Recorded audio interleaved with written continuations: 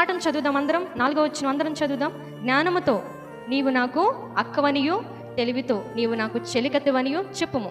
అవి నీవు జారస్త్రీ యుద్ధకు పోకుండాను, ఇచ్చకములాడు పరిస్త్రీకి లోబడకుండాను నిన్ను కాపాడును. ఇక్కడేం చదువుకున్నాం? జ్ఞానముతో ఎలా ఉండాలంట మన చూపు?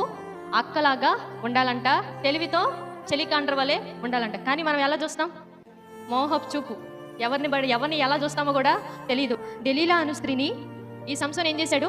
మోహించాడు. అక్కడ నుండి హెయిర్ స్టైలు, ఇంకా హార్ట్ స్టైలు, థింకింగ్ స్టైలు, అన్ని స్టైల్స్ మారిపోయినాయి. ఇక్కడ కేవలం ఒక్క మోహపు చూపు వల్ల దేవుడు తనకిచ్చిన శక్తి మొత్తం ఆయన పాడు చేసుకున్నట్లు మనం బైబిల్లో చూస్తున్నాం.